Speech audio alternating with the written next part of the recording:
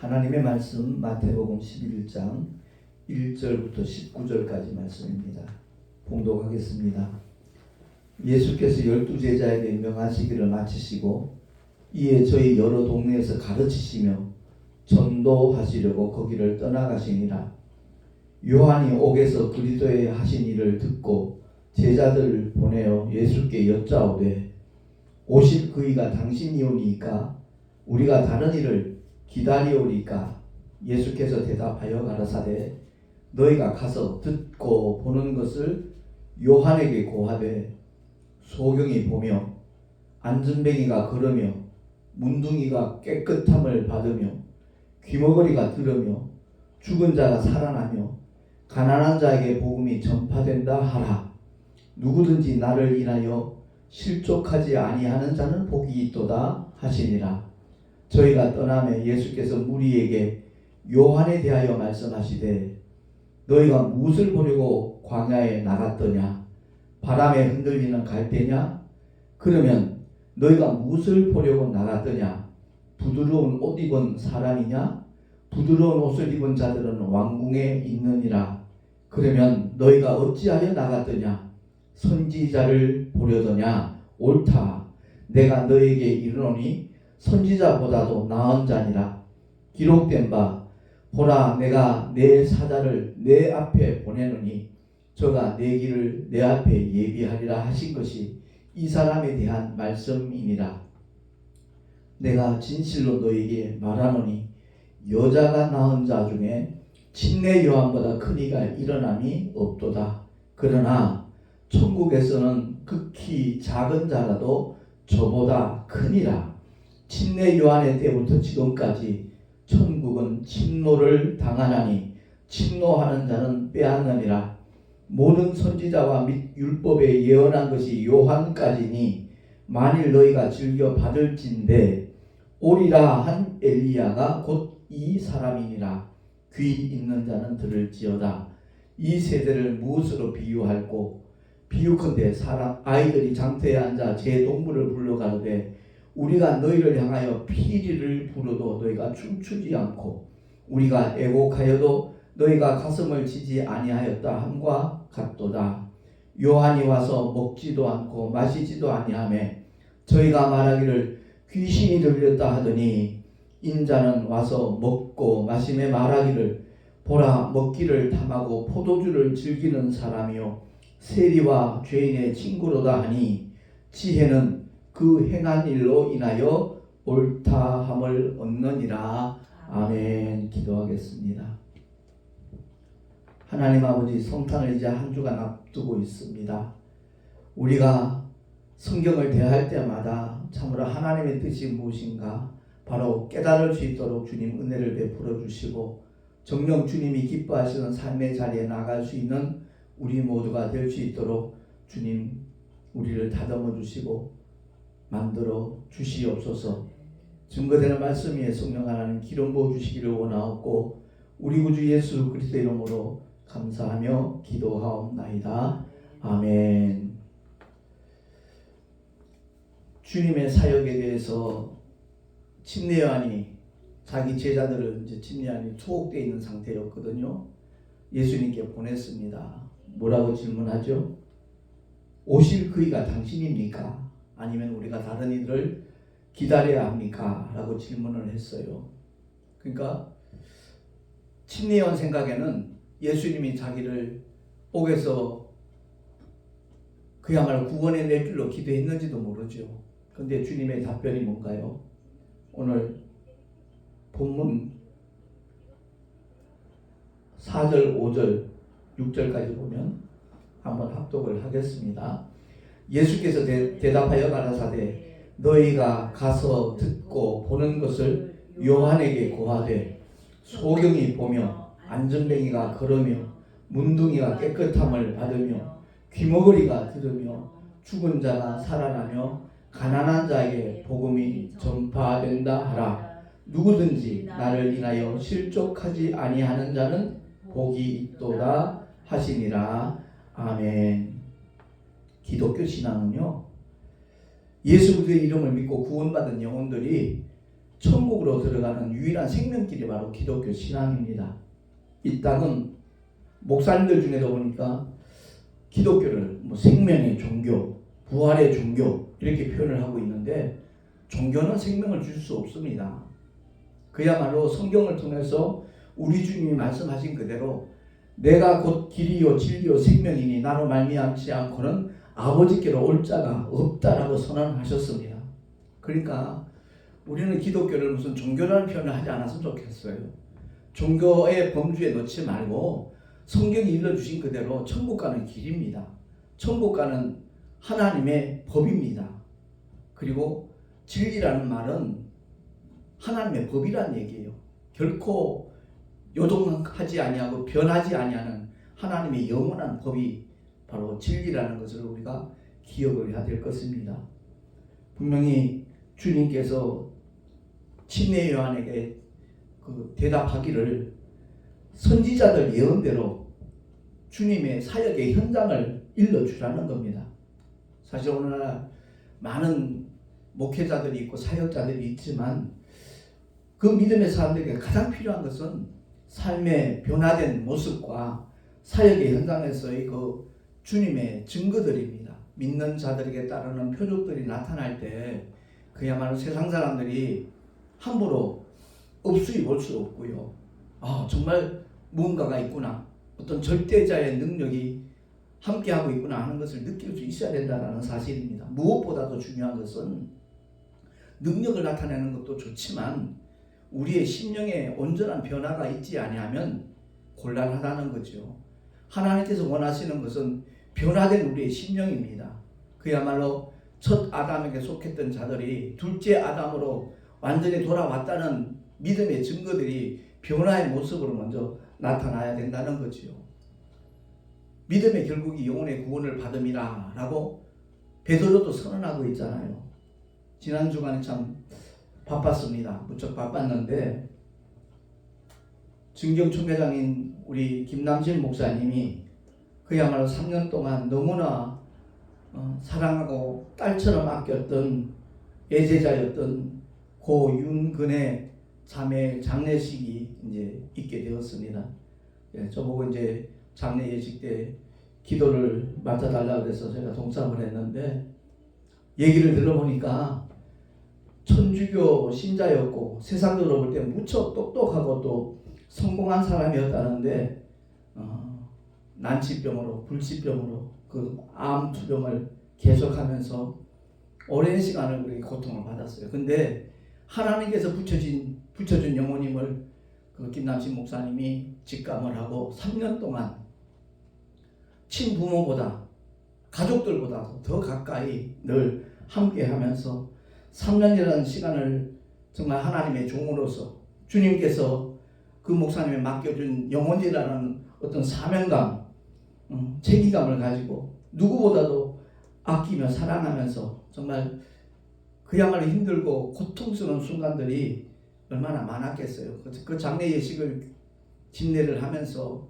아마 주마등처럼 아마 그 모습들이 지나갔을 겁니다. 눈물을 주체할 수가 없지요. 남편 되시는 김정기 장로님도 여러분이 이렇게 눈물을 훔치는 모습이 내 눈에 띄었는데, 제가 거기서 느끼는 것이 그겁니다. 한 영혼을 천국에 입성시키기까지 그 헌신적인 모습, 그것을 하나님이 얼마나 기뻐하셨을까. 그리고 김남진 목사님 당사자 역시도 정말 친딸처럼 아끼며 사랑했던 그 그네가 품에서 떠날 때 참 그 심령이 어떠했을까. 아마 찢어지듯 아팠을 거예요. 그야말로 한 팔이 떨어져 나간 것 같은 느낌이라는 고백을 합니다만은, 사실 그날 그 그네 자매가 주님의 품에 안기는 그날이 우리 동성회 이제 금년의 마지막 원례였고 송년회를 이제 같이 겸하여 드리는 날이었거든요. 근데 하나님께서 인도하시는 대로 우리가 움직여야 된다 하는 것을 기억을 해야 돼요. 물론 원래의 모임도 중요하지만 한 영혼이 구원받는 일에 동참하는 것, 쓰임받는 것, 그보다 더 귀한 일은 사실 없거든요. 그날 아침에 왠지 모르게 원래 참석하는 것도 좋지만 그 병원에 가야 되겠다는 마음이 아마 들었던가 봐요. 그래서 장로님과 같이 그 병원에 도착을 했는데 그네가 기다리고 있었던 거예요. 그 어머니가 옆에 앉아 계시고 그랬겠지만 아무튼 목사님이 그네를 이렇게 어루만지면서 하나님을 간절히 기도하는 가운데 참 편안한 모습으로 밝은 모습으로 주님 품에 입성을 했다는 얘기를 들었습니다. 그래요. 오늘날 우리가 목회를 하고 전도를 하는 그 목적은 영혼 구원이 목적이거든요. 근데 3년 동안 아무튼 주마등처럼 지나가는 그 모습들 때문에 눈물을 참기가 힘들었을 겁니다. 굉장히 마음이 아프면서도 또 감사하고 또한 기쁜 마음도 있지요. 왜? 이 세상과 비교할 수 없는 언제가 우리가 또 꼭 가야 될 그 주님의 품에 안기는 그 그네의 모습. 제가 이제 한 번도 만나본 적이 없는 그런 자매였는데 영정 사진을 보니까 너무 편안해 보이고 행복해 보였어요. 참 복 있는 영혼이었다.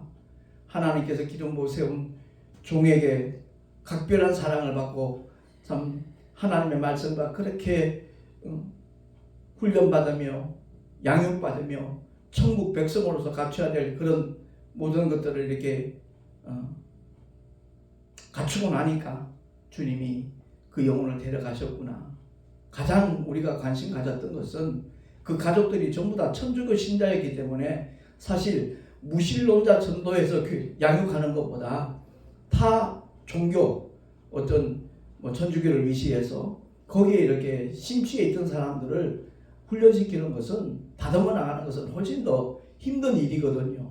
근데 감사하게도 그 어머니도 열심히 이제 교회를 다니고 있고 아버지까지도 개종이 되는 그런 아름다운 결과가 있어서 목사님 참 수고하셨습니다. 축복합니다. 한 영혼을 천국에 입성시킨다는 것이 너무나 힘들고 어려운 일인데 아무튼 목사님의 3년간의 헌신을 통해서 그 섬김을 통해서 한 가정이 구원받을 수 있는 하나님의 역사가 결과적으로 보여지니까 너무나 기쁘고 감사하다고. 저는 장례식만 참석했지만 아무튼 입관 예배, 발인 예배, 하관 예배까지 전부 다 동참하는 목사님들 너무나 수고가 많으셨는데 이 한 주간을 보내면서 우리의 날들을 한번 점검했으면 좋겠다라는 그런 마음이 들더라고요. 오늘 본문의 말씀의 제목을 제가 왜 저주를 고집하고 있는가라는 제목으로 삼았거든요. 이유는 바로 침례 요한의 그 질문과 예수님의 대답을 통해서 주님이 그렇게 말씀하셨잖아요. 내가 진실로 너에게 말하노니 여자가 낳은 자 중에 세례 요한보다 큰 이가 일어남이 없도다. 그러나 천국에서는 극히 작은 자라도 저보다 크니라 라고 말씀하면서 침례 요한의 때부터 지금까지 천국은 침노를 당하니 침노하는 자는 빼앗느니라 라고 말씀하면서 모든 선지자와 및 율법에 예언한 것이 요한까지니 만일 너희가 즐겨 받을진대 오리라 한 엘리야가 곧 이 사람이니라 라고 성경은 말씀을 하고 있습니다. 말라기를 통해서 우리에게 일깨워주는 예언의 메시지가 바로 그거거든요. 말라기서 4장 4절 이하의 5절 마지막 절까지 제가 읽겠습니다.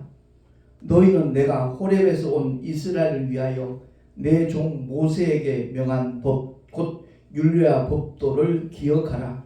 보라, 여호와의 크고 두려운 날이 이르기 전에 내가 선지 엘리야를 너에게 보내리니 그가 아비의 마음을 자녀에게로 돌이키게 하고 자녀들의 마음을 그들의 아비에게로 돌이키게 하리라.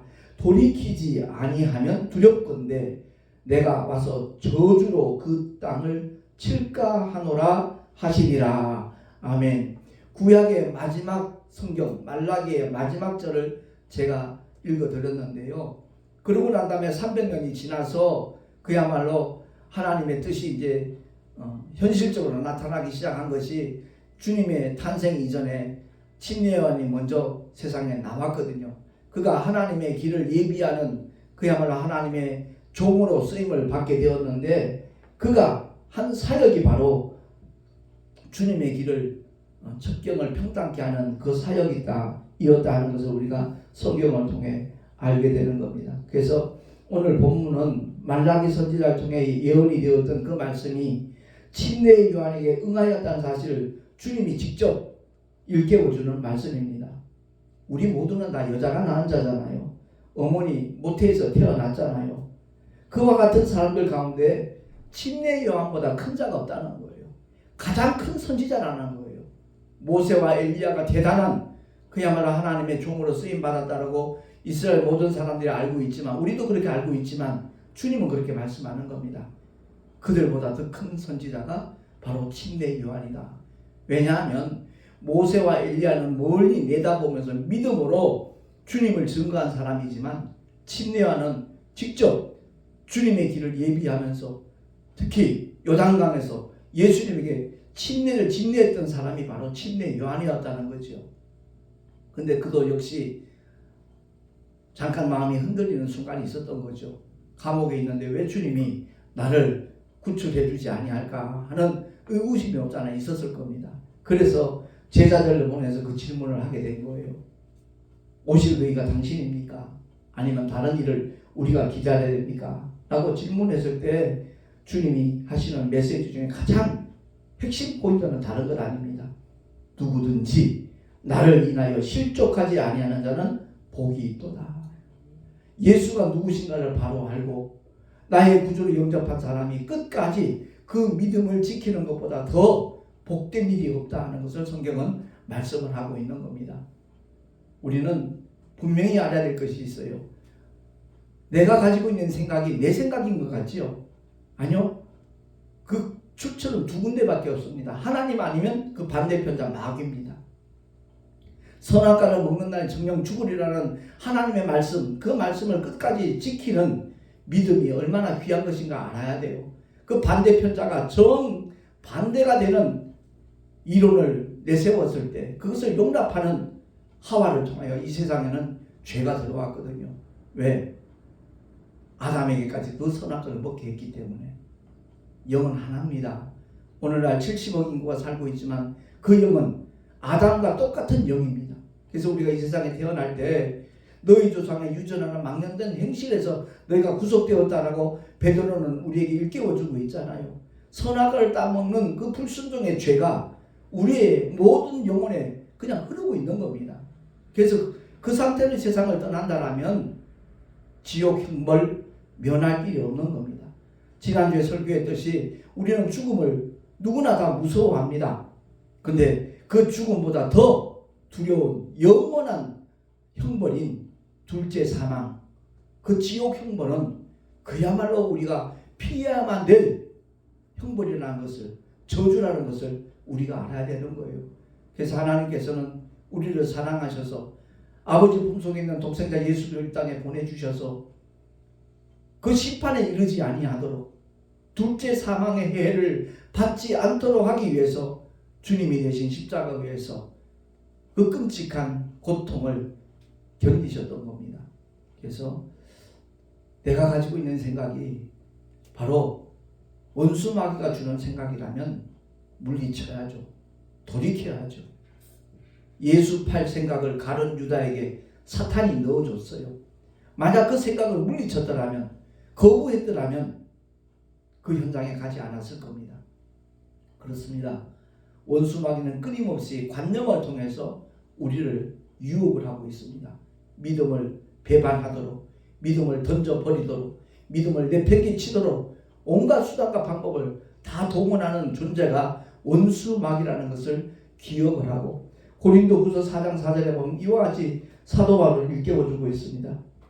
만일 우리 복음이 가리워져 있다면 망하는 자들이 가리운 것이라 그렇게 말씀하면서 그 중에 이 세상 신이 믿지 아니하는 자들의 마음을 혼미케 하여서 그리스도의 영광의 복음의 광채가 비치지 못하게 함이니 그리스도는 하나님의 형상이니라. 아멘. 하나님은 무형상이에요. 형상이 없어요. 무형상인 하나님의 보이는 형상으로 오신 분이 바로 예수 그리스도이시다라는 것을 가르쳐주고 있는 겁니다. 그러니까 말씀이 육신되어 오신 그분이 하나님의 영광의 광채라는 것을 믿지 않는 사람이 깨닫지 못하는 것은 바로 세상 신이 그들의 마음을 혼믿게 해서 그런 것이지, 나 믿기 싫어 하는 것이 자기 마음인 줄 알고 있는 불신자들이 얼마나 많습니까?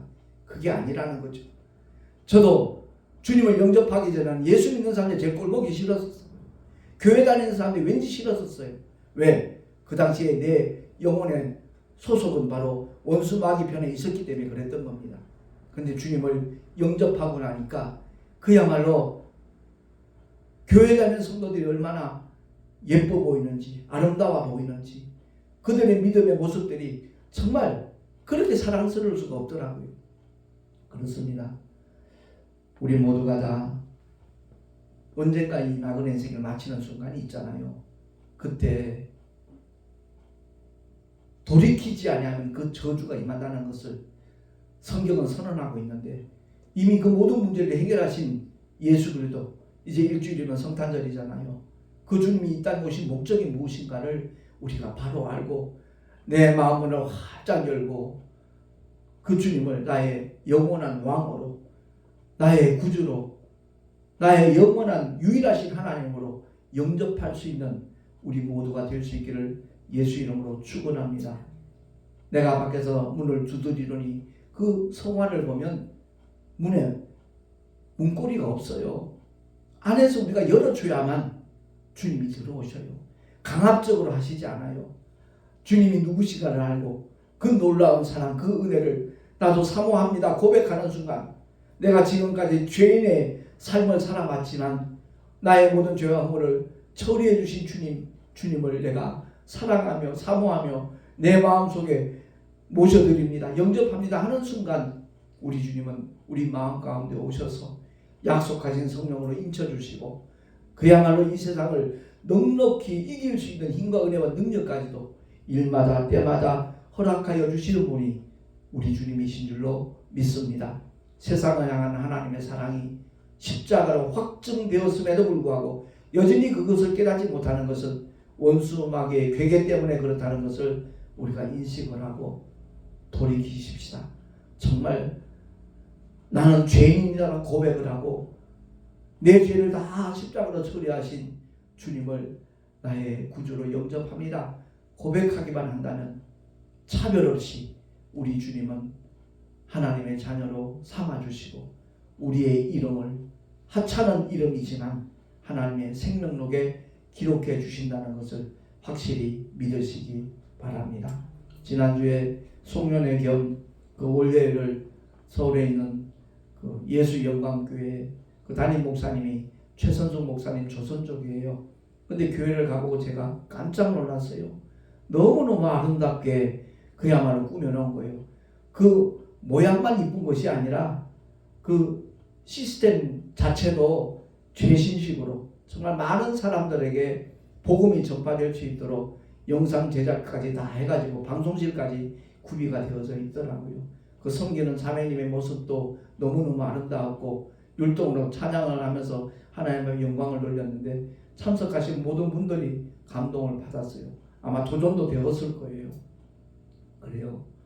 하나님의 영광을 위하여 우리 모두가 다 아름답게 결단을 하고 헌신만 하면 주님이 모든 것을 공급해 주시고 참 필요한 일꾼들도 붙여주시고 하나님께서 맡겨주신 사명을 감당할 수 있도록 주님이 역사하여 주실 줄로 믿습니다. 오직 주님만 바라보는 믿음의 자세, 우리의 현실이 어떻든 간에 주님 한 분만으로 만족할 수 있는 믿음을 우리가 결단하면 주님은 일마다 때마다 함께 해주시고 정말 필요한 모든 것들을 공급해 주시는 우리 하나님이신 줄로 믿습니다. 제가 어저께 밤에 한 통의 전화를 받고 나더니 마음이 참 좀 아프기도 했고 그랬습니다만은 오늘날 우리 믿음의 사람들이 주관이 틀림이 없었으면 좋겠다, 흔들리지 않았으면 좋겠다 하는 마음을 다시 갖게 되었어요. 제가 이제 총회 일을 맡은 지가 이제 1년 3개월 지나가고 있습니다만은 모르겠어요. 몇몇 사람이 그런 얘기를 하는지 모르지만은 목사님 설교하실 때 택시 얘기 좀 안 했으면 좋겠다는 얘기를 해요. 왜 그럴까? 정말 많은 생각을 하면서 기도를 했어요. 아마 마음에 좀 부담도 되고 불편함도 있는 것 같아요. 나는 저렇게 하지 못하고 있는데, 저 목사님 맨날 택시를 하면서 누구를 만났고 몇 명을 만났고 그들에게 복음을 전했다는 얘기를 하니까 거기에 대한 어떤 불편함이 있는 거구나 하는 생각이 사실 들더라고요. 그럴지라도 아무튼 흔들림 없이 끝까지 이 길을 걸어가야 되겠다. 또 저를 굉장히 참 아끼고 사랑하는 그 대구에 계신 집사님이 긴 문자를 보냈더라고요. 나이 70에 택시 하다 보면 참 몸이 힘들거든요. 너무너무 통증이 심해서 어깨 뒤쪽하고 이 등허리 쪽에 제가 특수 실리콘으로 만들어진 부항을 제가 혼자서 할 수 있으니까 붙였어요. 근데 아프더라고요. 참는 만큼 효과가 많겠다라는 그 단순한 생각을 했어요. 제 아내한테 핀잔을 들었죠. 그건 미련한 거라고 얘기를 하더라고요. 얼마나 오랫동안 붙여놨던지 수포가 얼마나 많이 생겼는지 몰라요. 그걸 치료하고 난 다음에도 계속 수포가 또 올라와요. 근데 대구 그 경산 한의원 집사님이 이 수포에 대한 치료법도 없잖아. 있긴 있지만 부항 사용법에 대해서 이렇게 긴 문자를 보내줘서 얼마나 고맙던지요. 그리고 또 택시 운전하면서 이렇게 경직돼 있는 그 근육을 풀 수 있는 그런 도구까지도 또 상품을 이렇게 선물로 보내주셨더라고요. 참으로 감사한 마음 들면서 그래 끝까지 내가 하나님 맡겨주신 사명을 감당해야 되겠다. 주변에서 무슨 소리를 하든 간에 거기에 흔들림이 없는 것이 좋겠다는 생각을 다시 한번 다지게 되어졌습니다. 물론 설교하면서 굳이 택시를 얘기를 일부러 할 이유는 없어요.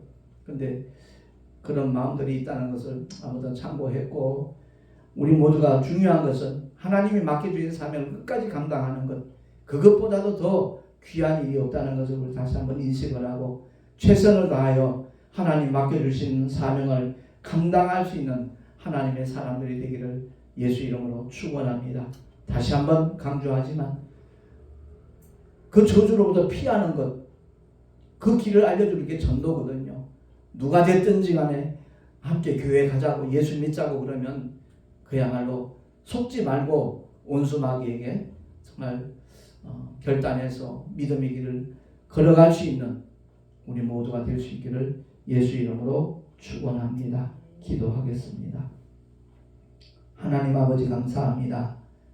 우리 모두가 다 하나님의 택하심을 받고 부르심을 받은 사람들이기에 참으로 승리는 우리의 것이라는 것 기억하게 하시고 조금도 흔들림이 없는 믿음의 길을 끝까지 달려갈 수 있도록 우리의 심령을 주장해 주시고 우리의 삶의 자리에 주님이 함께 하시는 믿음의 증거들을 나타내 주시옵소서. 우리 구주 예수 그리스도 이름으로 감사하며 기도하옵나이다. 아멘. 교회 소식 주보를 참고하시기 바랍니다. 다음 주 월요일 날 우리 총회 동아신학교 이사회가 총회 사무실에서 있습니다.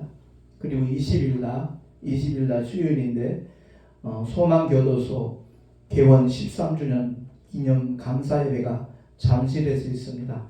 민간교도소 최초의 교도소가 바로 소망교도소인데 그 교도소에 입수한 사람들 가운데 정말 주님을 영접해서 구원의 길로 들어가는 영혼들이 굉장히 많기 때문에 우리 모든 성도들과 함께 거기서 수고하는 많은 믿음의 사람들을 위해서 기도해 주시면 참 좋겠습니다.